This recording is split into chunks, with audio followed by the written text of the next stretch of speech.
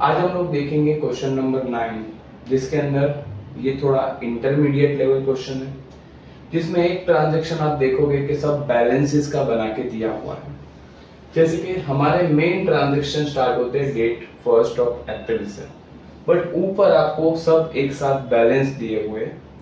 तो जब ऐसा कोई क्वेश्चन आए जहां सारे बैलेंस दिए हो तो आपको क्या करना है? कैश एट बैंक 80,000, तो इसमें से हमें बाइफरकेट करना है। व्हाट आर आवर असेट्स, जो असेट्स होगा या जो डेबिट बैलेंस हमारे पास होगा एक्सपेंस लॉसेस, वो डेबिट में डाल दो, और जो क्रेडिट बैलेंस होगा उसको क्रेडिट में डाल दो। अब हम लोग स्टार्ट करते हैं। जैसे कि कैश एट बैंक 80,000 रुपीज है।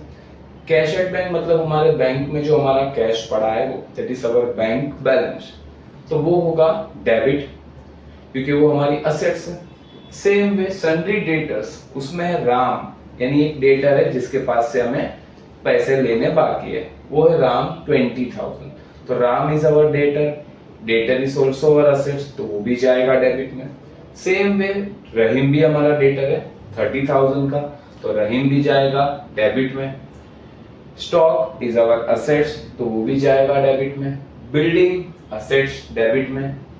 अब उसके बाद लिखा है सन्ड्री क्रेडिटर्स, यानी क्रेडिटर्स मींस अ पर्सन जिसके पास से बिजनेस ने उतार दिया है, उसमें स्वप्ना एंड रोहित, तो they both are our creditors, creditors is our liability, तो वो जाएगा क्रेडिट में। Bank loan is also our liability, तो वो जाएगा क्रेडिट में। तो इसको हम एंट्री में पोस्ट करते हैं बैलेंसेस को। तो सबसे पहला आपका एंट्री जो बनेगा यहाँ पे, दैट इज ऑफ 2019 अप्रैल 1 को हम सभी डेबिट बैलेंस को डेबिट में लिखेंगे और क्रेडिट बैलेंस को क्रेडिट में लिखेंगे। तो first I will right cash at bank account, debit हो जाएगा आपका, दैट इज 80,000। फिर सन्ड्री डेटर में हमें राम और रहीम दिया है, दोनों हमारे असेट्स में जाएगा, तो राम डेबिट, राम्स अकाउंट हमारा होगा debit, that is of 20,000। Rahim's account debit, that is also 30,000। Stock account debit जो आपको दिया है 55,000, और लास्ट वन डेबिट में जो है वो है building account, that is of 1,50,000। और 2 क्रेडिट में हमारे पास क्या है? हमारे पास है क्रेडिटर स्वप्ना एंड रोहित, तो 2 स्वप्ना's अकाउंट amounted to rupees 20,000। 2 हमारे पास है रोहित, तो 2 Rohit account, that is of 30,000। 2 bank loan account, that is of 50,000। 2 अब मैं यहाँ Q2 लिख रहा हूँ, क्योंकि यहाँ आपको जैसे पता है कि जब हम एंट्री करते हैं तो जितना डेबिट का टोटल होगा उतना ही क्रेडिट का टोटल होना चाहिए। तो आप जब डेबिट का टोटल करोगे तो 80 + 20 1 लाख, 1 लाख + 30 1 लाख 30, 1 लाख 30 + 1 लाख 55,000, दैट 1 लाख 85,000। उसमें जब वो और 1 लाख 50 ऐड करेंगे तो कम्स टू 2 लाख 55,000। उसमें से हमारा ये जो चला जाएगा, क्रेडिट साइड हमारे पास कितना है, दैट इज 1 लाख रुपीस। तो ये 1 लाख को माइनस करने के बाद जो भी डिफरेंस बचेगा वो हमारा पूरा चला जाएगा कहां पे? कैपिटल में। तो हम लिखेंगे 2 कैपिटल अकाउंट। कैसे ढूंढना है फिर से एक बार बताता हूं, इन सबका प्लस कर दो, मैं यहाँ साइड में कर रहा हूं, लेकिन आपको लिखने की जरूरत नहीं है साइड में। तो ये 000, then 5, then 8 + 2 10, 10 + 3 13, 13 + 10 20 का, 30 + 10 13 + 10 that comes to 23, carry 2, तो 3,35,000 हमारा डेबिट में आ रहा है। उसमें से अगर ये 1 लाख मैंने माइनस कर दिया क्रेडिट का, तो हमारे पास जो डिफरेंस बचेगा वो जाएगा कैपिटल में, यानी हमारा कैपिटल होगा 2,35,000 रुपीज का। तो वैसे आपको ये फर्स्ट एंट्री बनाना पड़ेगा जो वहां पे बैलेंस शीट से बना है। तो यहां आप लिखोगे बीइंग स्टार्टेड बिजनेस विथ, ये सभी का नाम आप लिख दो, cash at bank, debtors, stock, building, creditors and bank loan. This is the narration of it. अब आते हैं मेन हमारा जो क्वेश्चन स्टार्ट होता है वहां से। Purchase of goods worth ₹1,50,000, 1.5 lakh का हमने गुड्स परचेस किया है प्रशांत एंड कंपनी के पास से, लेस 10% टीडी। तो टीडी हम लोग बुक में रिकॉर्ड नहीं करते, दैट्स व्हाई 1,50,000 का 10% अगर निकालोगे तो वो आ जाएगा 15,000, माइनस करने पर हमारे पास बचेगा 1,35,000, यानी हम एंट्री पोस्ट करेंगे 1,35,000 का। अब इसमें दो अकाउंट कौन सा है, एक तो गुड्स परचेस किया है तो एक अकाउंट होगा परचेस, और दूसरा प्रशांत जो क्रेडिट द गिवर है। तो purchase is always debit and Prashant credit the giver. तो एंट्री बनेगा परचेस अकाउंट डेबिट, जैसा कि हमने अभी अमाउंट फाइंड किया 1,35,000 to Prashant and company account 1,35,000। Narration लिख देंगे being purchase goods at the rate 10% TD, that is trade discount. अब आते हैं next adjustment, that is on 4th, 4 तारीख को हमने सोल्ड गुड्स किया मिस्टर अमित को, तो ऊपर के ट्रांजैक्शन के जैसा ही, बट यहाँ परचेस की जगह हमने गुड्स सोल्ड किया है। तो हमने गुड्स सोल्ड किया है अमित शर्मा को, that is of 70,000 eight the rate 10% TD. तो इस ट्रांजैक्शन को भी क्रेडिट ट्रांजैक्शन ही कहा जाएगा। तो एक अकाउंट सेल्स और दूसरा होगा अमित शर्मा। अब 10% निकाल दो, 70,000 का 10% आएगा 7,000, तो 70 minus 7 that comes to 63,000। तो 63,000 का आपका एंट्री बनेगा। Amit Sharma debit the receiver to sales is our income. तो एंट्री बनेगा 4 तारीख को जो होगा Amit Sharma account debit to sales account, that is 63,000। Narration being sold goods at the rate 10% TD, 10% TD पे हमने ये गुड्स बेचा है। नेक्स्ट बढ़ते हैं, जो आपको दिया है परचेस गुड्स फॉर कैश, ये ट्रांजैक्शन कैश में है। हमने 2 लाख का गुड्स खरीदा है, यानी परचेस हो गया 2 लाख का, जिसके ऊपर 28% जीएसटी है। 28% मतलब 14% सीजीएसटी और 14% एसजीएसटी। परचेस है तो दोनों होगा इनपुट सीजीएसटी इनपुट एसजीएसटी, और पूरा पैसा हमने एनईएफटी से पे किया है। एनईएफटी मतलब हमने बैंक से पे किया है। तो अगर मैं इसकी एंट्री में कन्वर्ट करूं, purchase is always debit 2 lakh rupees, input CGST debit 14 into 2 यानी कि 28,000, 14 2 जा 28,000 इनपुट सीजीएसटी, 28,000 इनपुट एसजीएसटी, दोनों डेबिट। 2 हमने ये पूरा पैसा चेक से यानी एनईएफटी से पे किया, नेशनल इलेक्ट्रॉनिक फंड ट्रांसफर से, यानी कि यहाँ पे हमारा क्या हो जाएगा, पूरा पैसा बैंक से जाएगा, तो 2 आएगा bank account. I will post here the entry that is on 9th। हम लिखेंगे purchase account debit 2 lakh rupees input CGST account debit 28,000, input SGST account भी होगा डेबिट 28,000। टू हम लिखेंगे बैंक से पेमेंट हुआ है, to bank account that is 2,56,000। और नरेशन हम लिखेंगे being purchase goods at the rate 28% GST। Okay, तो ये आपका 12 तारीख तक के, अब सॉरी 9 तारीख तक के हमारे ट्रांजैक्शन हो गए हैं। Check it out.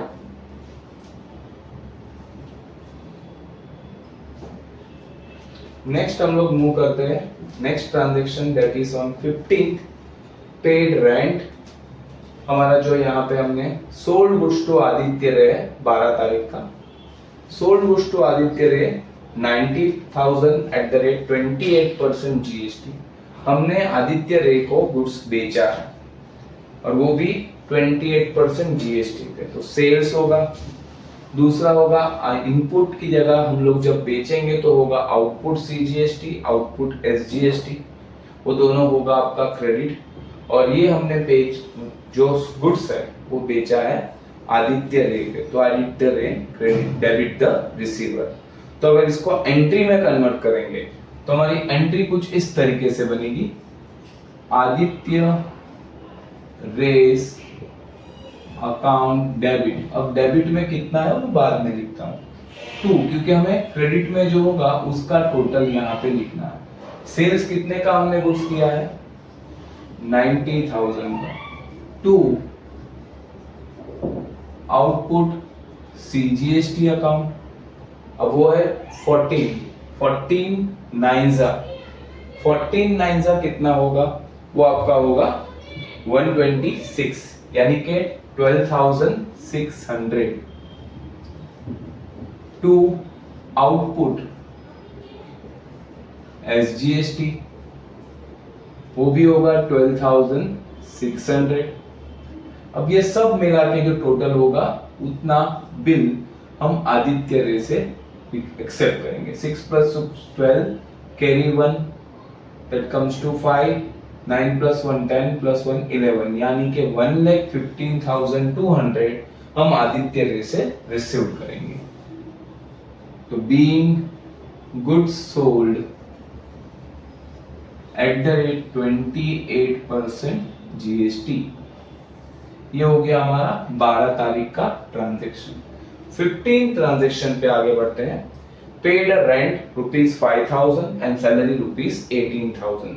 यहाँ दो ट्रांजैक्शन है और दोनों हमारे एक्सपेंस है, तो एक साथ हम लोग इसको कंबाइन एंट्री कर सकते हैं। दोनों एक्सपेंस को हम डेबिट करेंगे, rent debit because both are our expense, debit और एक्सपेंस एंड लॉस। तो रेंट डेबिट, सैलरी डेबिट, 2 हो जाएगा कैश। तो इसको कंबाइन एंट्री में हम डायरेक्टली पोस्ट कर देते हैं। रेंट अकाउंट आपका होगा डेबिट दैट इज ऑफ ₹5,000। दूसरा है आपका सैलरी अकाउंट, तो सैलरी अकाउंट भी आपका होगा डेबिट दैट इज ऑफ ₹18,000। 2 ये पूरा पैसा हम लोग कैश में दे रहे हैं, तो 2 cash account 23,000। Narration being paid for rent and salary. Okay. Next adjustment that is on 17, paid for proprietor's house rent. proprietor के घर की जगह जो थी उसका भाड़ा हमने बिजनेस से पे किया है। अब प्रोप्राइटर के हाउस रेंट की जिम्मेदारी प्रोप्राइटर की खुद की होती है, बिजनेस की नहीं होती। बट ये पैसा फिर भी बिजनेस से गया। अगर बिजनेस से प्रोप्राइटर का कोई पर्सनल एक्सपेंस होता है तो उसको हम बोलते हैं ड्रॉइंग, तो इट इज अवर ड्रॉइंग। और ट्रांजैक्शन है कैश, तो हो जाएगा कैश अकाउंट। तो एक drawing is always debit, 2 cash goes out. तो एंट्री विल बी ऑन 17 हम लिखेंगे drawing account debit of ₹12,000 to cash account 12,000. Narration being paid for proprietor's house rent. Now move to the next one, that is on 20. 20 तारीख के transaction पर हम जाते हैं. Next transaction जो 20th का है उसमें sold half of the goods purchase on 9th अप्रैल. 9 अप्रैल को जो माल हमने खरीदा था, अब 9 अप्रैल का ट्रांजेक्शन देखो यहाँ पे, हमने 9 अप्रैल को कितने का माल खरीदा था? 2 लाख का. तो 2 लाख के माल में से हम यहाँ क्या कर रहे हैं? 20 तारीख को आधा माल हम बेच रहे हैं. तो 2 लाख का आधा हो जाएगा 1 लाख. जीएसटी उसमें इंक्लूड नहीं करना होता है, सिर्फ गुड्स का अमाउंट लेना है. दैट्स व्हाई मैंने बोला 2 लाख. तो 2 लाख में से 1 लाख हम बेच रहे हैं. बट वो कितने प्राइस पे बेचेंगे? तो हाफ ऑफ द गुड्स हम बेच रहे हैं 9th अप्रैल को जो खरीदा था वो 20% प्रॉफिट में. मतलब 1 लाख का माल, उसके ऊपर हम 20% अपना प्रॉफिट ऐड करेंगे. तो 1 लाख प्लस 20% प्रॉफिट तो हो जाएगा 20,000. दैट इज 1,20,000 में हम माल बेच रहे हैं. तो एक अकाउंट तो हो जाएगा सेल्स 1,20,000 का. इसमें जीएसटी भी इंक्लूड होने वाला है, तो वो जीएसटी आपको ढूंढना पड़ेगा. वो होगा 1,20,000 का 14% एंड 14%. तो 1,20,000 का 14% आपका हो जाएगा जीएसटी, जो होगा आउटपुट सीजीएसटी, आउटपुट एसजीएसटी. और यहाँ पे ट्रांजैक्शन में पार्टी का नाम दिया नहीं है, दैट्स व्हाई इसको हम बोलेंगे हमारा कैश ट्रांजैक्शन. तो होगा कैश अकाउंट. तो इसको जो एंट्री में हम लोग कन्वर्ट करेंगे, तो हम एंट्री में क्या लिखेंगे? कैश अकाउंट डेबिट, क्योंकि ये पैसा हमारे पास आएगा. तो कितना होगा वो हम बाद में कैलकुलेट करते हैं. टू सेल्स, हमने कितने में माल बेचा? तो टू सेल्स अकाउंट, हमने माल बेचा है 1,20,000 का. 1 लाख का माल, उसके ऊपर 20% प्रॉफिट, यानी हमारा सेल्स होगा 1,20,000 का. टू आउटपुट सीजीएसटी कितना आएगा? तो 1,20,000 का हमें निकालना है 14%. तो क्या करने का? 12 into 14, क्योंकि बाकी के जीरो ही लगाना है. तो 14 2 जा 28, 14 1 जा 40. तो ये हो जाएगा 168, यानी कि 16,800 और 16,800 दो आपके जीएसटी हो जाएंगे. हो जाएगा आउटपुट सीजीएसटी और आउटपुट एसजीएसटी अकाउंट में. अब ये सब मिला के हमारा बन जाएगा कैश. जो क्रेडिट में है वही प्लस कर देते हैं. 0 0 8 plus 8 16 carry 1, 6 plus 6 12 plus 1 13 carry 1, और ये हो जाएगा 5. तो 1,53,600 अमाउंट रिसीव होगा. हम लिखेंगे being goods sold at the rate 20% profit and 28% GST. Next that is on 25th, 25 तारीख का हम एंट्री देखते हैं. पेड फॉर वेजेस, ये नॉर्मल ट्रांजैक्शन है. पेड वर्ड आ गया, ट्रांजैक्शन कैश हो जाएगा.